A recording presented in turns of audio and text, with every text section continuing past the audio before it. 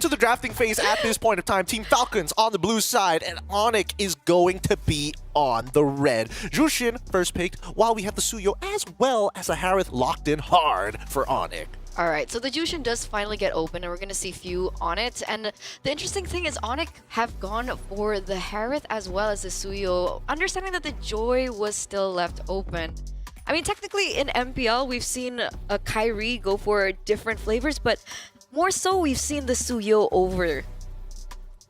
I think Suyo is just so reliable. And honestly, before, when was this argument happening? I think all the way up till M6, we were still wondering whether or not the Joy or Suyo was better over the other in the matchup. But I think recently we've seen it really boils down to just mechanical skill. You can chase down the Joy. You can dodge the damage as well. And if you got a team centered around diving, maybe Joy could be a little bit better in certain scenarios. Yeah, Joy just has higher highs. Suyo is just better in most scenarios. Like 4 out of 5 times you would rather the Suyo, especially if you're on the losing end of things. But now going into the draft, it seems like ONIC cared for the Suyo even more, which I think is the right call. And then they're playing with range. They do pick up the Sicilian to close off the first phase. Oh, look at this. Coach Adi is on the flap teasy. He's taking away that glue. Yeah, I like it. I like it a lot because you don't necessarily have an answer when you lock in your mid lane super early in the draft. Speaking of which, the nerfs did come through onto Jushin. Her early game isn't that great. When I talk about great, what I really meaning is that you can't continuously pick up somebody 2 times in the row at level 1 all the way up to like roughly level 3, level 4 is when you get that, is when you're starting to be able to pick people up multiple times and with a couple of items, of course. Do you think that this is going to hurt Team Falcons, or are they designing a composition that's a little bit slower, but they're going to use Mr. Flapteasy himself to kind of initiate something, to get a response from ONIC? I think maybe later on, right? Which is why I think the Sicilian into the Jushin is actually a really good pick. Understanding that the Jushin can't be as oppressive with the reasons that you mentioned, the Sicilian with the range should be able to clear a lot quicker. And for ONIC, I think the mid trio is going to be very important. So hopefully the mid trio is a lot stronger. We're waiting on who the roam will be, because right now we are looking at only the Sicilian and the Suyo. And hopefully that can be a way to combat few in that mid lane. Speaking of which, we also need to make sure that high loss is gone, which has been done by ONIC, to make sure that this Jushin doesn't get added support to the mix, while Team Falcons got rid of the Phobias alongside with the Gatot. Kind of interesting here why they wanted to get rid of the Gatot. Yeah, no, I was going to say the Gatot is very good. It compromises the Granger. It changes possibly how the Jushin positions herself, because you only have one way in most of the time. It's just a Crimson Beacon. So they read into that, and ONIC then picks up a Hilda, most likely going to go to the hands of the new general, Ryota. And Team Falcons, they still need an XP laner. Again, the question is, what is the Filipino going to do? Or the Filipino Cannon going to do? And it's a Badang. It's got to be the Badang. I would rather it be Badang XP than Roam. It's fist cannons here. That's what we're hoping to see. He wants to go for that quick 1-2. He was doing the pose with those iron hands, and it looks like it's going to be Khalid lock-in in just a little bit. I mean, what else can they go for at this point, right? Because they need something that's a little mobile. They need something that can actually initiate, because Hilda isn't that sort of initiator. She kind of likes to poke at the beehive, the Falcon's Nest at this point. Sorry, the Falcon's Nest. Sorry, I'm still thinking of their previous iterations of past lives. It still is the Falcon's Nest. It's still the Falcon's Nest, yes. Poking at the Falcon's Nest, looking to get the babies. Hopefully they get a response from it. Do you have Sixth Sense? Do I have Sixth Sense? How did you know the Khalid was gonna pop up? You're the one who was doing spoilers earlier. Yeah, don't try and gaslight me into this. I wanted to make you look good on broadcast. No, okay, please, thank you. I appreciate the good works here. But with that being said, with 6 seconds left on the clock, what draft do you guys prefer? Okay, looking at Team Falcons, and again, that pitfall of theirs to pick weird and experiment. Not here. This is a powerful Falcons draft, so I'm feeling it. What about you, Eterna? I have to agree. I think one of the main reasons is also being I've never seen the Khalid on Ryota in MPL ID, so it is. Oh wait, there you go. That's why. It's a switch. Okay, so Khalid for Keyboy. Oh man.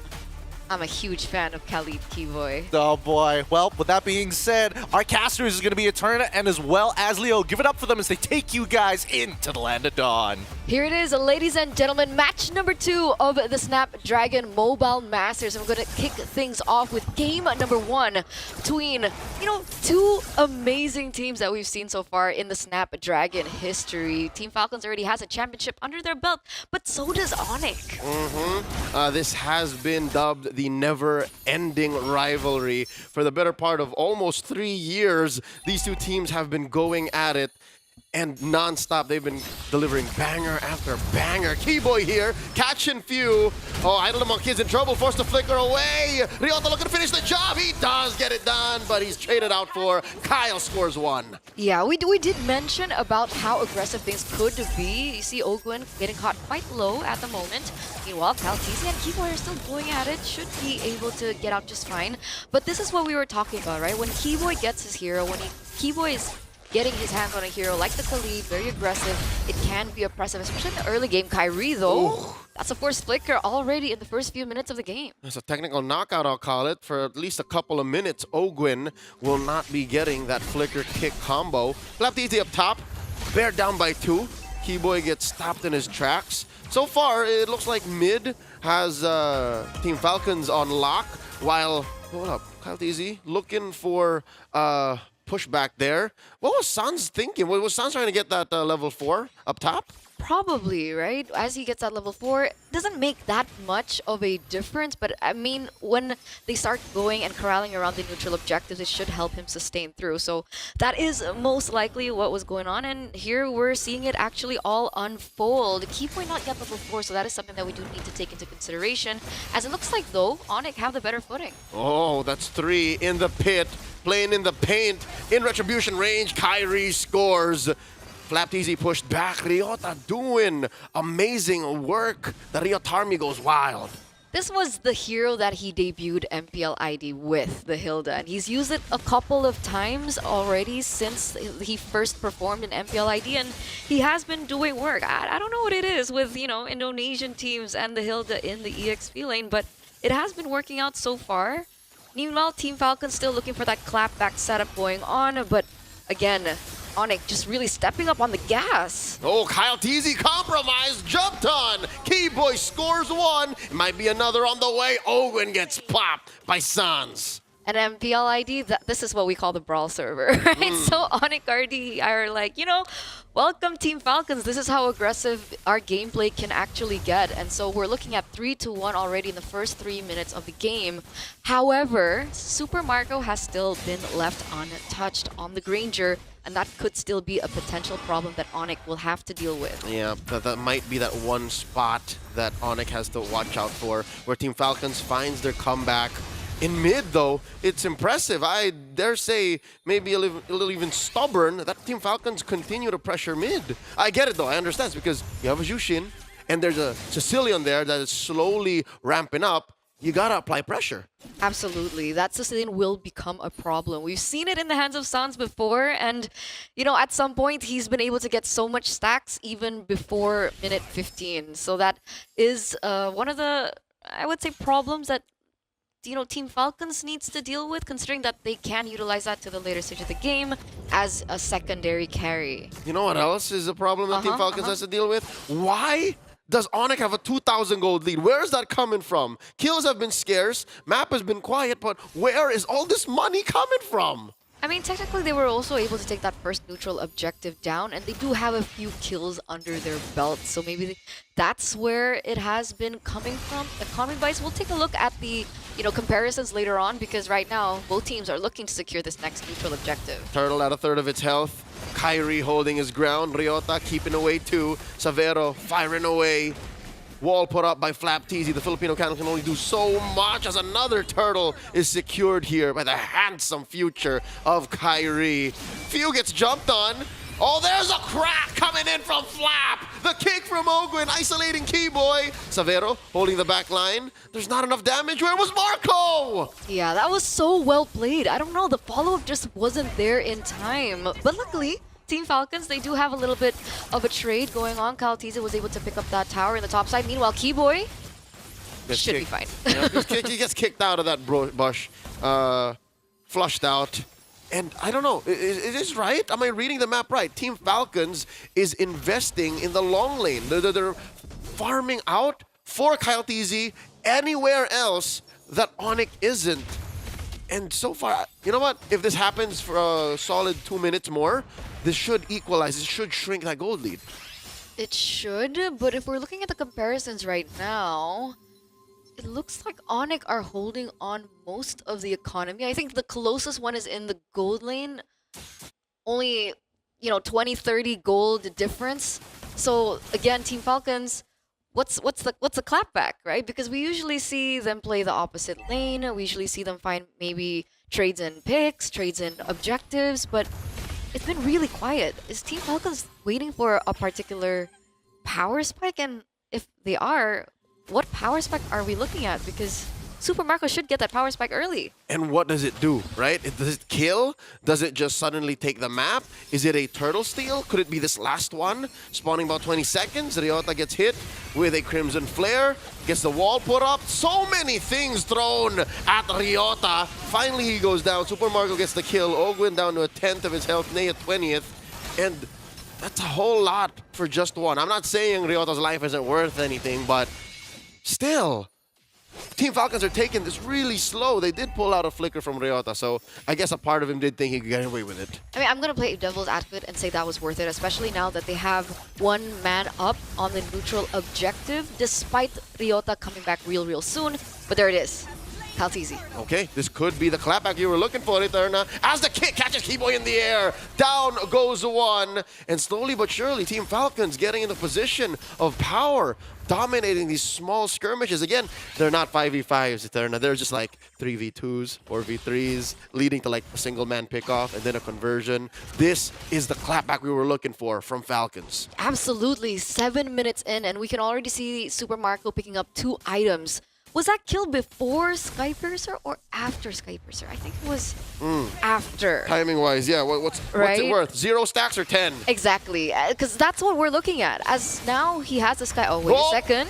Few forced to use a Crimson Beacon, dashing backwards, threatening a choke slam. They let go. You were saying? It's A-okay. All right. It's A-okay right now. And yeah, back to this. With the Skypiercer already procced in, and now we're going to have to look at Super Marco because that damage is going to be piling up, especially if they play the slow game like they are right now, right? They don't risk too much for Team Falcons, but they get the kills on the right people, and that can add up into the mid game that we're almost in. Yep. All the more, I am waiting for one more key item pickup for the Bulletproof. That Sea Halberd. He's on the way. There it is, built up. Should make these pickoffs on Ryota, on Keyboy. Yeah, hell, if you find a way to take Savero down, that would be great for Falcons. Now, Few gets caught out. The Sanguine Claws plus the Feast of Blood, putting him down to a 10th of his health, forced him home. This is a fight Team Falcons is not ready for, and I think ONIC can smell blood. Here comes Kyle TZ walking through the pixel. River controlled by ONIC, and no one pulls a trigger. Yeah, I think ONIC have to be careful, right? Because with with Super Marco on already 3 items, Savero is not there just yet, right? He only has 2 items right now, only with the Starlim Scythe as well as the Feather of Heaven. Meanwhile, we're still waiting on that Holy Crystal, and so this is where the power kind of shifts over to Team Falcons, I would say. And the slow transition. Exactly. Especially now we're hitting the 9th minute of the game. We see the Lord already spawning, and Kyrie's actually very quick to it. He's holding his ground. He doesn't want to let go. I think ONIC believe this Lord should be wearing a yellow jersey. Team Falcons might have a different thought right now. Kyle TZ taking that north brush. I wonder if Kyrie knows. Ogwin, right about half health. Doesn't matter. All he needs is that kick. And Keyboy also looking for an amazing jump. Wow! On that sand walk, Keyboy flushes out that space to the left. The Lord dance continues. This is so patient. This is so patient by Kyle TZ. MPLI, we don't see stuff like this, but look at the Lord health going in. Oh, wait a second. That's a jump. That's Few taken out. They take out Idle to Mock Kids, and Kyle compromises Savero, forcing out that Salmon Force. And Flap TZ moving out of the way. Still has that flicker. Still that has it. Old Kyrie secures the Lord. And it all falls down for Team Falcons. Not a single body, nor objective scored. All they could hope for is Super Marco to take down Ryota. That's happening off camera. And ONIC are happy with their win. That's a number for Skypiercer. Man, that's 3 members taken down, plus a Lord now for ONIC ID, the Yellow Porcupines, the Sky Kings, in an era where everyone was questioning them. This is against Team Falcons. This is no pushover team either. And now they have the Lord control, they have the map control, and you saw the tower as well just dropping up in the top lane, and they're pushing on the tempo. What's Team Falcons to do? All right, I guess it's back to square one. Like re-engage that transition phase. Find a way to close the gap in gold and then get more stacks on Marco. I hate to say it, but you play the same movie twice in a row. You find those little details and then you go, ah, I get it now. That's how that happened. Memento, directed by Christopher Nolan. Zaman Force, dropped in by Savero, down bot, and he looks like he really wants to take it down, but there's not enough of a wave there. Flap TZ, I'll tell you now, Ethan, I think took too long earlier on to pull the trigger. Super Marco down to 10 his health. The crack, the kick, and the takedown. Kyrie falls. Beautiful, beautiful, beautiful defense coming from Team Falcons. Not a single inhibitor touched. And meanwhile, Team Falcons are still holding on to their second tier turrets. So, man, again, you can't count them out just yet. Ogwen as well with the pick was amazing onto Kyrie. This is what we're living for. Yep. Again, I did say the way Team Falcons could win is if they once again go for those singular pickoffs, work on the map, and then get Super Marco back on track is how they're going to win. And they're doing it now, slowly. The remix, we're seeing it now. Slow push down bottom. Tier 2 going to get cracked here by Team Falcons. And suddenly the gold swings once more. Oh, man. Now I get why they call it the never-ending rivalry. These two teams know each other way too well. And this is with the shuffle in ONIC's roster. The young Sky King in Savero, the new General in Ryota, they fit in like puzzle pieces. Yeah, so even despite all of that, this is still the read that Team Falcons has over. And we saw the interview coming in from Flap TZ, right? He means business. He wants to find his revenge here, and it looks like they're on their way to it. Remember, we were talking about Super Marco from the early push of the game. He's already sitting at 3-0-1, so that's at least 2 stacks. And wait a second, ONIC are going for it. Oh, they want to bear down on Ogwen. He still has a flicker. Not enough range from ONIC nor lockdown to finish the job. So Team Falcons, they win and live another day for that engagement, but the rest of the map is still at deadlock. Kyle TZ, meanwhile, already at level 15. We do see Kyrie at 15 as well, so that's kind of an idea of what we're going to be looking at in the next neutral objective take. However, as the game progresses, again, Sans is going to be stacking up, and that damage should be able to be felt. We can already see that ONIC are already on the Lord. Oh, Ryota on a pickup. Might be a late entry here coming from Falcon. Savero secures the Lord. The quick 3-man knockup from Ogwen and the collapse. The 3-man punch, the crack from Flap TZ. Down goes Ryota. Flap traded out for. Keyboy does flicker out of the way.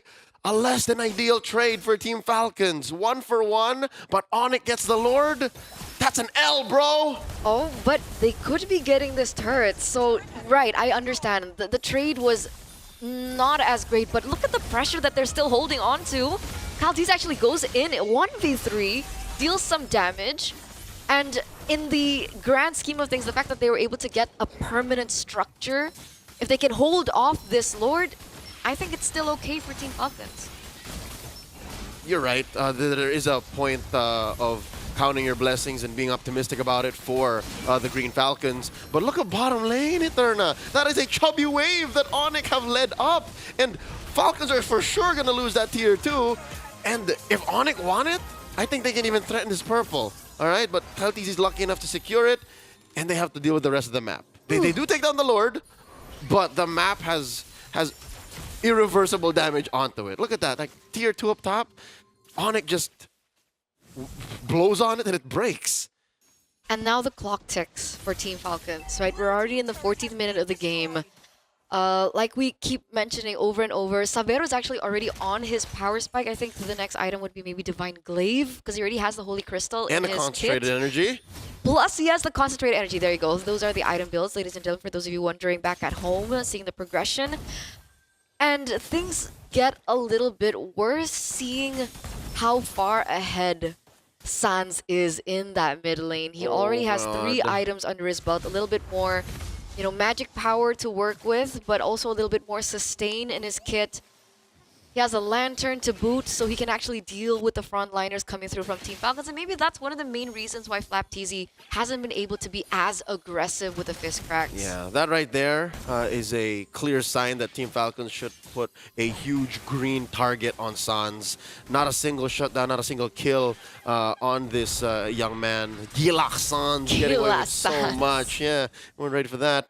Team Falcons right now still doing their best. Again, say what you will about them being crazy sometimes, experimental, flubbing engagements as they have a couple of times in this game, but they know their fundamentals, they know their macro, they know how to take control of the map so they don't lose as much as they could. And now look at this, they're punishing ONIC for even checking on their purple. Kyle secures. Huh. FlapTZ doesn't have a single magic item Defense? build up at all. He doesn't. Yeah, He no. doesn't. It's Brute Force Breastplate, Oracle, Thunderbelt, Thunderbelt. Oracle. Yeah, he does have toughness stuff. Okay. So that's a little saving grace. But I not mean, enough. as compared to Sans right now, Yep.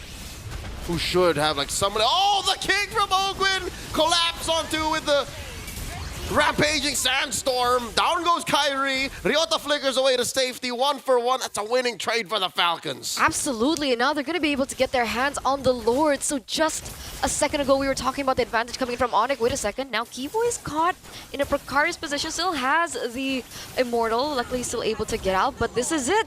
This is the turnaround that we're looking for from Team Falcons. A successful hunt for the best pure athletes in the game. Team Falcons get one over the Sky Kings in that exchange. Now there's a Lord marching down bottom for the Filipino champions from M5, Season 5 of SPS. The collapse from Keyboy takes out the Filipino cannon. Severo gets hit with a Crimson Flare with the Zaman Force on cooldown. Do they pick the fight here? Do they force it?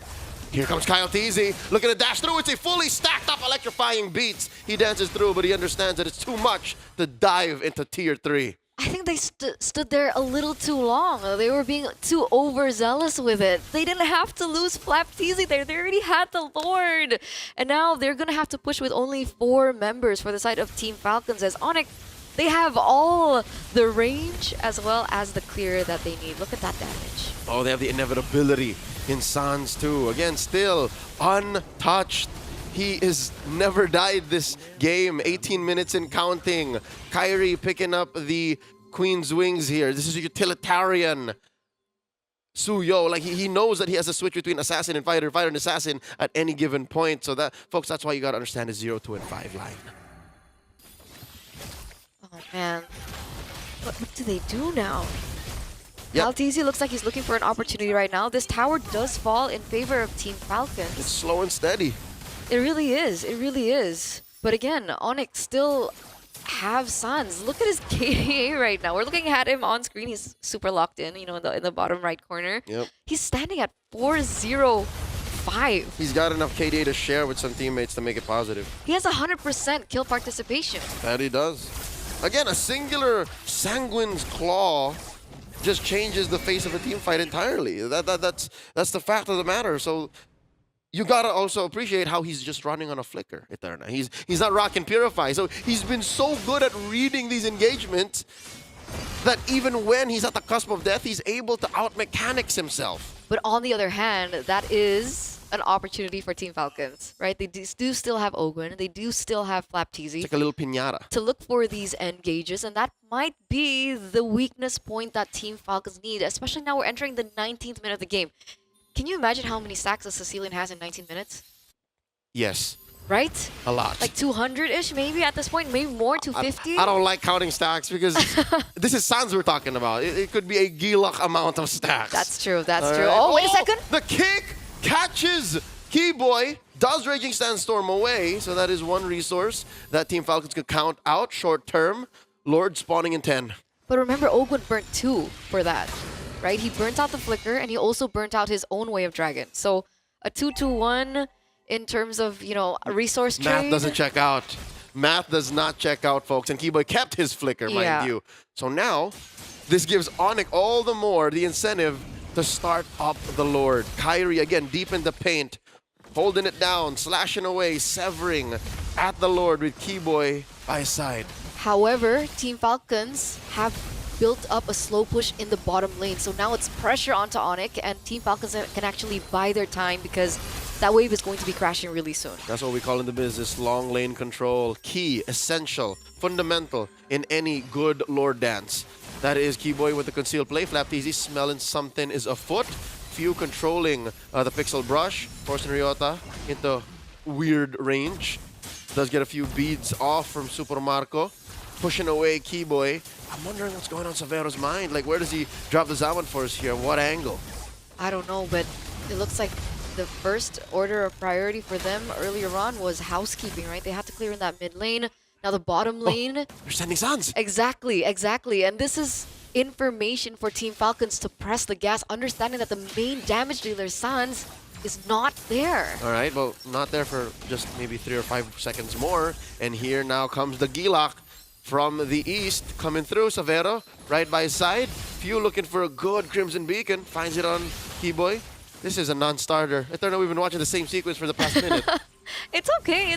We have to be patient with these things. And No! both these teams are patient with it too. Remember, this is high stakes, right? This is a revenge story that we're looking at. It's the build-up! FlapTZ wanting to get the revenge on ONIC ID, but that's a Lord.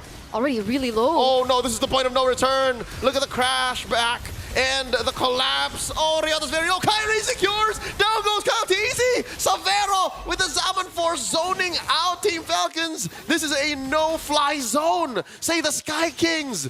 And Falcons get nothing. This is a disaster for the Filipino reps here in this match. Ladies and gentlemen, they punched the gas, they looked for the opportunity, but unfortunately, ONIC did not let it slide, and Kyrie on the Suyo is still able to take control over that Lord. And that's why even in the beginning, in the drafting phase, we were talking about Joy versus Suyo.